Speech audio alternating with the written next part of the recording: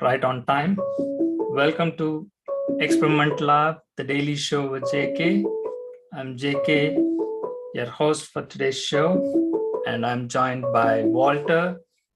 Walter, this is for you, I think. Go ahead. Um, let's can we continue with the show? How to start, how to speak with these guys. And Yes, it's a we very not did that. yes. Again, Walter, this is something like we just wanted to make it as a fun. So right on time, right? So every day, like we will be getting back-to-back calls and continuous call. Even if we try to put it on do not disturb, they are going to do that unless we just say them like, just text me before you want to call. And then that is the only way for us to avoid. But irrespective of that, the calls are going to come in. I'm And pretty sure you might have noticed it, right? So you might getting a lot of spam calls, but those are marked as spam by somebody else. But those are not scam calls. Like it's a spam or scam. Nothing applies because they are recruiters. They are trying to reach to give you a job. So that is one thing I wanted to tell, right? Even within the first week, you might have experienced this, bombarded with so much of email. And also I see that like almost 10 missed calls from yesterday and 5 to 6 voicemails. So that's an amazing start. And you are kind of a jackpot for them, right? So for any US citizen, they will be desperate. So Amar knows this. Amar, welcome. You are on the background. So I just have to pull you into this conversation because he has dealt with Nate for quite some time, though now he is not actively pursuing that profile, and we are still getting calls and emails. The reason why I say this is like, if you are a US citizen, it's a jackpot for them because they don't have to provide you sponsorship, or they don't have to have many troubles that they have to go through for the other visa candidates, because they have to validate, verify, do all those things. Mostly US citizens don't come through them. So that's the drawback, because all the US citizens have their own perception, and they will always try to kind of not to say this in a demeaning way, but the attitude, right? Screw you. Why should I come to you? I can directly apply to Apple or to any other company and I can get the job. Well, good luck with that. That's what these people will say. The reason is all those projects have been outsourced for a specific vendors, they call it as, for specific terms of contracts, which is high paying, which you will not even find in the public domain. Those will sometimes that will be posted, and many of them are kind of internal workings, right? So I know the manager, and the manager has some opportunities in his team. He wants to pull in few project managers or developers or whatever role that is, and they will pass on to their vendor saying that like, okay, you get me those resumes, and I have few millions budget in my control. I will use this out for this next calendar year. So that is how like those opportunities are going to people who are not US citizens. And obviously, as a US citizen, if you are going through these vendors, it's much easier to get placed. That's the challenge here. And let's Where are like on where are how do you know you're going through a vendor? Like what job boards are they on, or how do you ensure that that's who you're going to be going through? So as I said, right, some of it are in the job boards, like it's posted with the roles and responsibilities and job specification, company details, all those things will be there in the public domain. But mostly they will keep it internal, right? For example, the big companies, as we are experimenting with those, and like TCS, Cognizant, or all these vendors that they are talking about, they have an internal job board, right? It's like kind of a intranet for them. Within their network, they will share and they will source candidates from that. If they don't get it in that pool of candidate, then they look for candidates from outside the general pool. So that is how this has been going on for a long time. So nothing illegal about it, and nobody can do anything about it. We just have to be smart and find those opportunities. And that's how, like, people say that like networking is important. If you network, you will try to get on top of everybody else in the race. So so so just we started with the intro, and I was going to say that like it's going to be an amazing week getting over already, and we are heading towards the weekend and one more day for our daily show. Let's focus on a specific topic if you have something in mind, Walter. Um,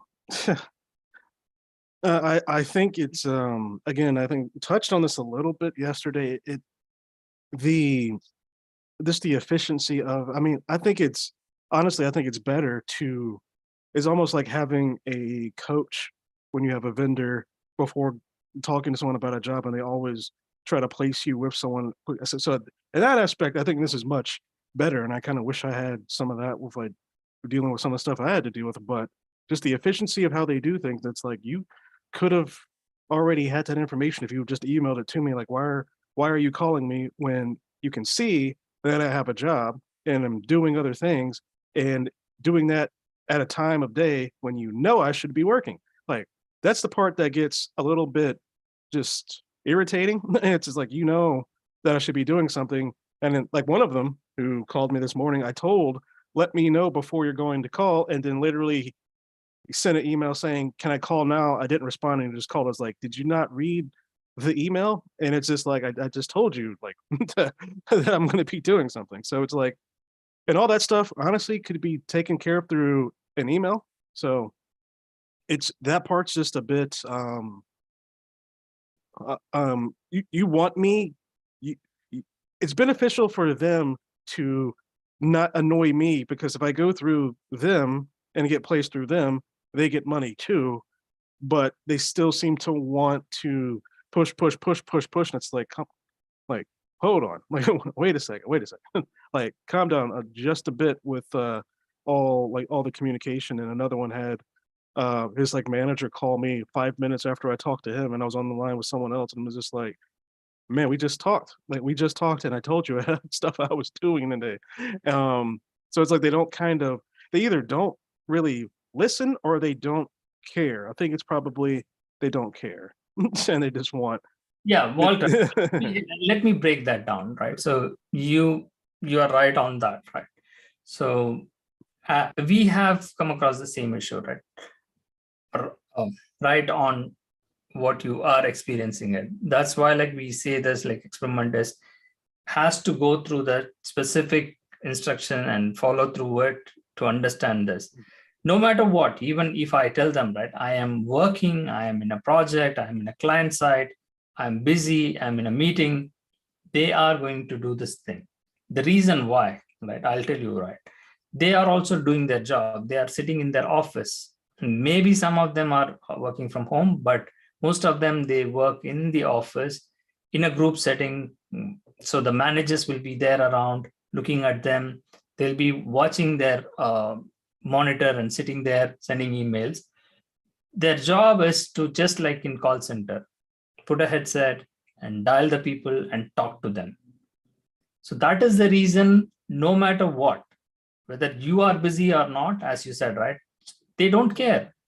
I don't care. My job is to call 10 people in a day. Like, let's say I am putting Amar as a recruiter and I'm monitoring him and he's joining in the meeting. And if he is going to sit quiet, not talk to anyone, then I will get mad. I'll be pissed off, right? As a manager, I'll just reprimand him, like saying that, like, what are you doing?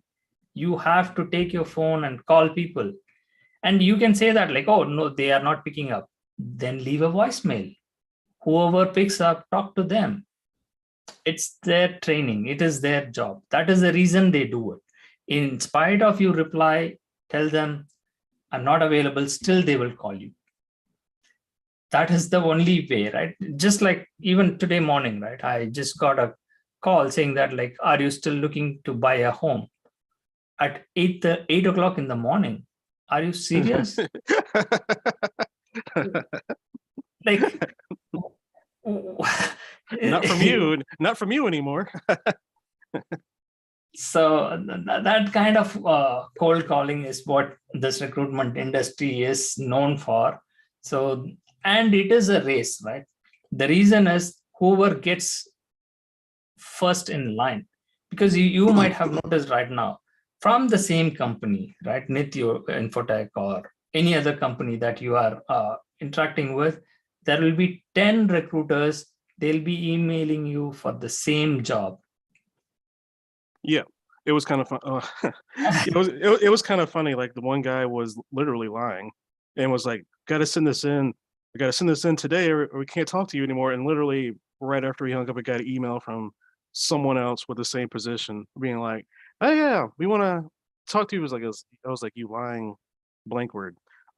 Which I figured it was a lie because of how pushy he was being, and then it was just like funny. It was like, "Oh, evidently you're not on that deadline." So fun. But It's yeah, not, yeah, it's not just that vendor, right? So right. more vendors will be competing, right? For example, let's take Apple, right? For Apple or big companies, there will be like multiple vendors, right? Infosys, TCS, Cognizant, Wipro, Apex System, Randstad. So many companies will be competing to pull in their resources to that. So in this case, whichever business unit, whichever manager has the control they are looking for, they are the one who's hiring. So they will say, like, send me 5 resumes by end of today. So all the vendors, like these subcontracting companies, will rush through and get confirmation from whoever candidates they can pull in and send those resumes. So that is a kind of deadline oriented job for them. So sometimes it works, sometimes like it will take weeks. They will come back later on for the same position, say like still open. They looked at few candidates, they screened, they interviewed them. Some of them didn't fit it, some of them didn't clear the interview, or they're looking for better candidates, or whatever may be the reasons. Even in some cases, it might even take a month. The reason is they might have selected someone, they have offered them, the person might have dropped out, say accepting the offer and say like, no, I am not ready to join now, which we are going to do the same thing in our experiment. I will just show you that. So this, they just came back for interview. This has been pushed back and forth. None of our teammates were available because we are busy in the project, in the bank projects. So no one wants to take the interview at the time slot they gave it. They want to have the interview at 8 o'clock in the morning. Again, who is going to? That is the busiest. Again, we can do it as part of our experiment, but the thing is, our team is entirely occupied back to back in the meeting in the projects. Morning 6:30 to 9:30, the 3 hours is the busiest time for our teammates, like to be on the live projects. So that is the reason, like, we are not able to accommodate. And these guys, they say like, oh, the team which is doing the interview, it's a vendor, they are based in India and they want to wrap it up before their late night. So they are in the evening already. So that's why like they are giving that time slot. And I said like, no, we cannot. Even I cannot take that. So that's why like I pushed, and now they are coming back and saying like, take it one more. And the other beauty is, as I showed in yesterday's show, the background, how the background process works for another project which we are getting onboarded right now. They did said like it's an on-site role. It's a mandatory thing. The candidate has to come and join in person in Florida. We said everything yes. We signed the contract. We did the drug test, and now they are calling and saying that like they're pushing the date to the next year, like next month, on the first week of Jan. We don't have any control. So we might say like, okay, I'm not ready to join. No one is available, right? None of our team is going to go there like in person to join the job, right? So that's not the part of our experiment, and we cannot do that. and we will be exposed on that. Like anyway, like if you go and say like, hi, I'm money, nobody is going to believe, right? So show me your ID, right? So that's not going to work. So we have to drop out of that project. So that is something, in a way it's bad, right? So you got the jackpot, you got the prize, but you lost the ticket, something like you cannot encash. So is that because they wouldn't change the remote, or? yes, they don't want anyone to start remote. They want to be in person in office. So we don't know how we can play hard on this, saying that like we can stretch it out, saying I have emergency, I am traveling, I need to push the date further, or can we start remote? Somehow we just have to play this game to get this in remote working mode. Otherwise, we will not be able to. So why I'm explaining this is like, even if something like what we are doing, the same thing the other candidates can also do, right? So they will accept the offer and they will not join and they will drop. So in that case, they will come back again. It is back to the market and the vacancy is open. So they will come back to us like even after a month, saying that like it's still open. Are you ready to interview, or are you ready to accept that? So that is also possible. So anywhere in a given time, like if you start looking for opportunity, you should be able to get a job in 3 weeks to 3 months. So Yeah, that's it's honestly like I remember you saying it was going to be slow in December, and then like I was thinking about that yesterday, as I think I responded to about 38 emails yesterday. I was like, supposed to be slow in December. And it's but yeah, I mean, like it's exactly right. So you are surprised even to start with. You mean slow is this much? like it's gotten to the point where I can actually be selective about which people I want to talk to if I really wanted, because it's like I'm starting to comparing like rates in my head. It's like, okay, you'll offer me this, and this one's fully remote with benefits. I'm like, okay, I kind of want this one, and then another one will be like, we're going to give you 52 with no benefits. It's like you can go elsewhere then, because it's like I wasn't expecting this much and this much communication from people about the jobs and progressing so fast. And then while that's happening, new people coming in with new offers. And I'm like, that's why yesterday I was just I kept answering, and I was like, why does that number in my inbox keep increasing? And then like, I don't, can it, and it just kept going and going and going. So I was basically at one point, I was like, okay, yeah, I'll get back to you in the morning. They're like, and I was like, I'll get back to you in the morning. I'll fill that in the morning. It's just like, yeah, I've been doing this all day and I got other stuff to do. I'm like, so yeah, it is. So, I mean, like, honestly, I think if I press it enough, I could probably get something in January, to be honest with you at this point. And if it's the one I'm thinking that's fully remote and what they're offering, I'd be like, yeah, let's go right ahead, fully remote. Let's go. Send me whatever you want, and I will we'll get started. Yeah, so that is I think you are making a safe bet on that, right? But the reason why I say this, right? So it will triple in the coming months, right? So you will see that, right?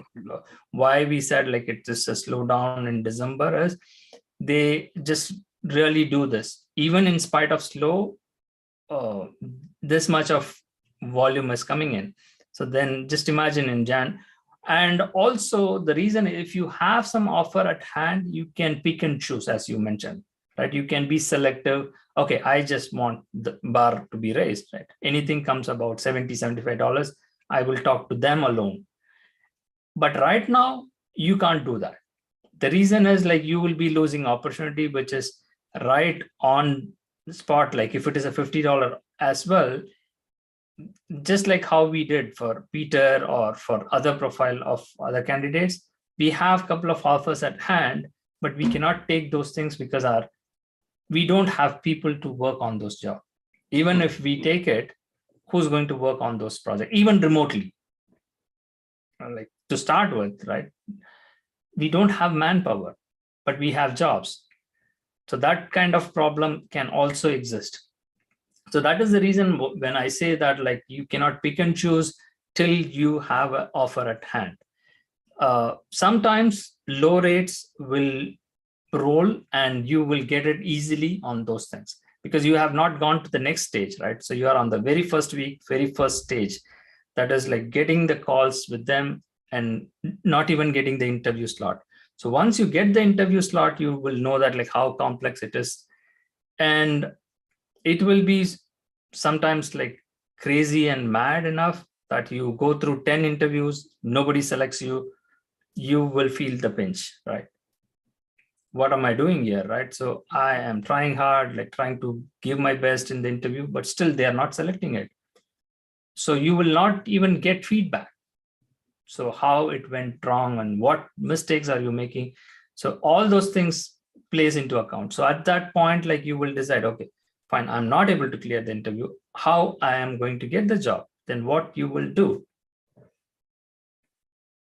Yeah, I mean, like that's why it's probably good to have as many people talking because there's a lot of people talking, and yeah, and I'm going through the process of learning everything that I'll need and taking a lot of notes doing that. But yeah, it's a lot of talking. Like people want to communicate about everything and they want their questions answered immediately, and it's like okay, like and I mean, that's also a thing. It's just kind of like weird because you would think if someone is looking for a job, they're not just going to talk to one company, and they seem to not even realize that. They'll just start talking, and I'm like, wait, who is this and which client? Like, because it's like I've been talking to like 20 clients, and it's like you're going to tell me which one.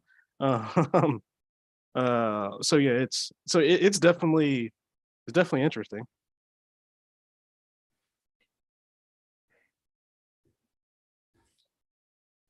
Hopefully you have a good fun ride again. So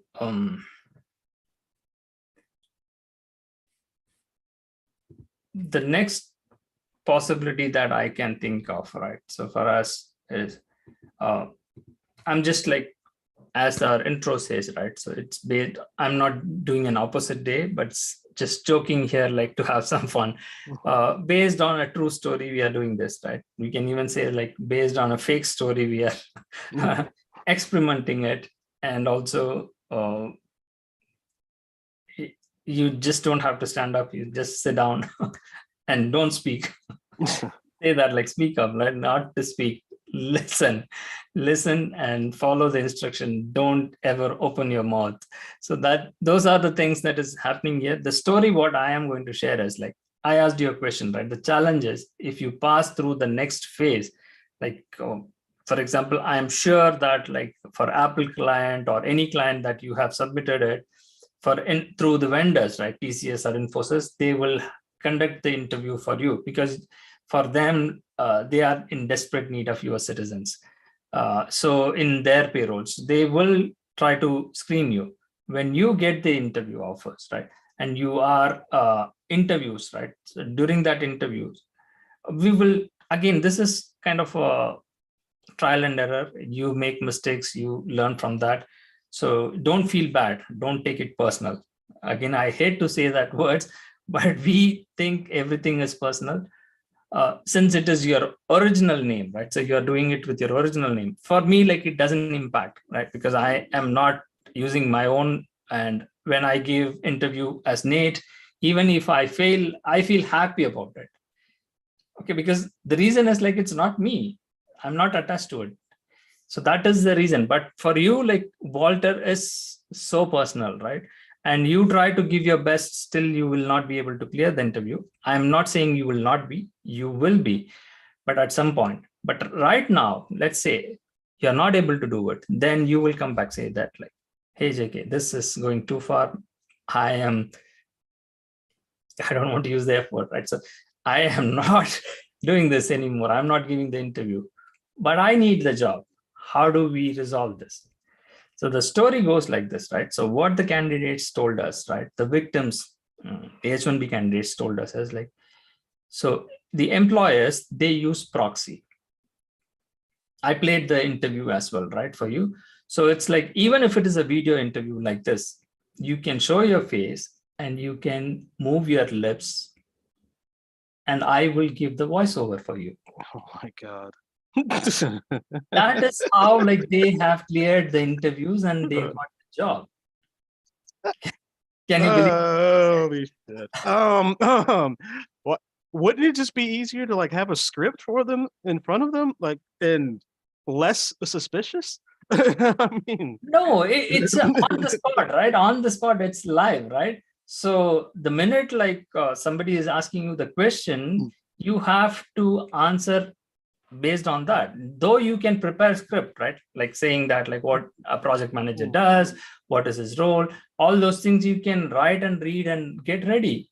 But if it is a technical position, right, and you are not a technical person, you don't know anything about data migration or what is RDBMS or what is the cloud infrastructure, what is the latest technology, all those project related things, even people who know those stuffs will struggle during the interviews to get it right, because the interviewers always tries to screw you by asking tougher questions or trying to test you out, how resilient you are, and asking different questions.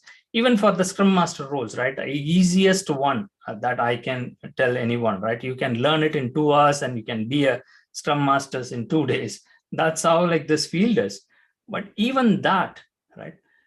In real world, it is a different experience altogether.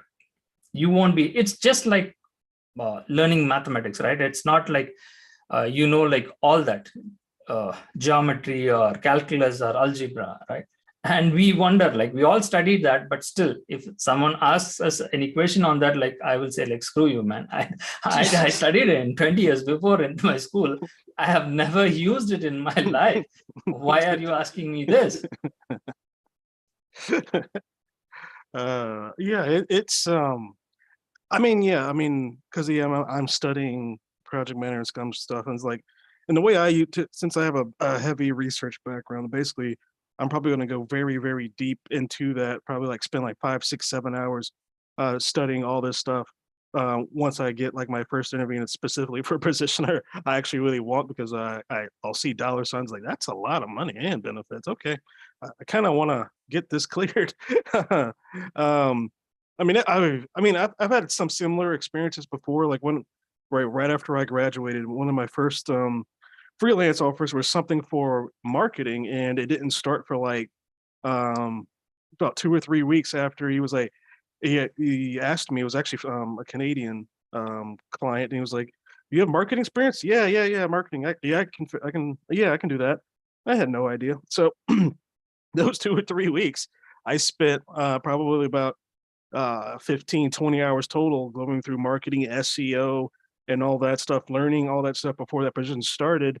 And fast forward like 5, 6 years later, I do a lot of stuff about talking and marketing and SEO after self-teaching myself and going through it. So I mean, it's a thing that's possible. It's a little nerve-wracking at the time. I was like, wow, I gotta learn something I haven't learned before rather quickly. And honestly, like even just going through project manager, scrum master stuff, it's kind of like once you get the whole knowing how to learn thing down and knowing how to study, I I now think every single experience needed 10 plus years thing on any job offer is a load of garbage.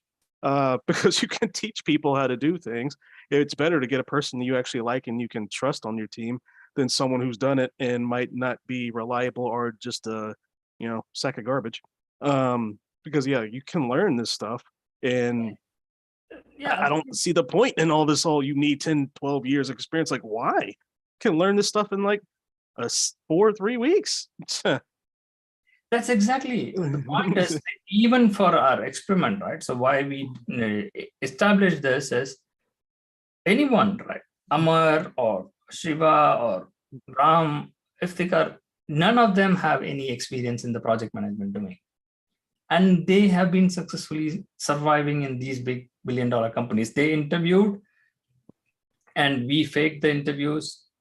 I or someone else gave the interview for different profiles. They didn't care. They selected it, saying that like, oh, the candidate has 10 years, 15 years experience with big enterprise client projects. So he will be ready to go and kickstart and do wonders for us. That's how like they selected and offered the job.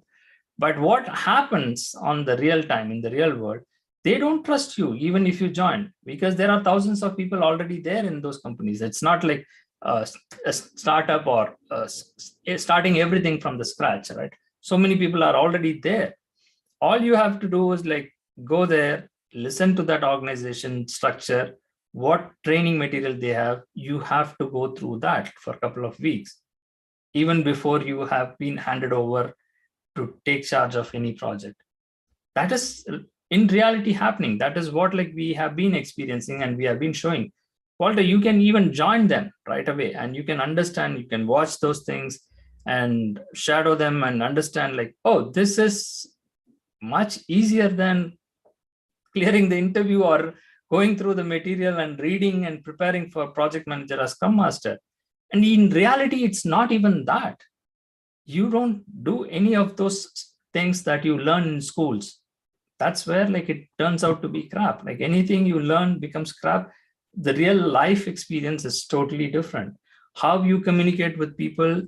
Only thing is you have to be good in communication, writing skills, and good in talking with people, have the temperament to withhold the pressure that is needed, the stressful environment. That's all I can say. And if you have that with the right attitude, anyone can survive in the corporate world. Yeah, I do think I would say there are definitely things in some fields that do apply when you're not in a classroom, but I mean, like a lot of it is, do you know what a primary source is? Do you know how to research and do you know how to study? I mean, I'm talking from probably from myself from a lot more advanced part of research since it was part of my background and I've done investigations before and I've been in academic journals before looking at things, but just the basics of it, if you know what a real source is and you can research something and get actual information, I think that's the biggest thing people can take away from, higher learning and everything, because it's, if you can do that, you can learn about almost anything. You can learn how to code. If you can find the right sources, and you don't necessarily need to be in a classroom for that, you can go somewhere and learn how to code, and then you can get a coding job. So it's like it's kind of, you need to have motivation and know where to find things, and then I think you can do just about anything. In the whole job experience required 10 to 12 years is a load of glass ceiling garbage. I can't think of another way to put it, because after like going through the Scrum Master and project manager stuff, I was like, this isn't that hard to really learn, and there's just a lot here. But why are you asking me 10, 12, 15 years of experience? It's like, you don't need that. Sorry to tell baby boomers and everything, but you don't need that. That is the reason, right? So it's not a fair game, fair play is not happening here. So that may be the reason people fall victim to it. Let's explore more on that. As you said, right, I cannot agree more on that. For some field, right, journalist, if you don't know how to write a story, then it becomes a problem, right? Yeah. Nobody is going to offer you a job. You cannot fake in those things. And if you cannot claim you are a doctor and go and operate, and so certain things need real education, and we are not denying that. But we are trying to experiment on the social side of it. What is the drawbacks? But the good news, your article has been published. We talk about it in the tomorrow's shows. Right now, I'm going to sign off with that surprise for you, Walter. Amar, we didn't get to you at all today. But anyway, the time is running out. So I'm signing off for today. Bye for now. Yeah. Bye.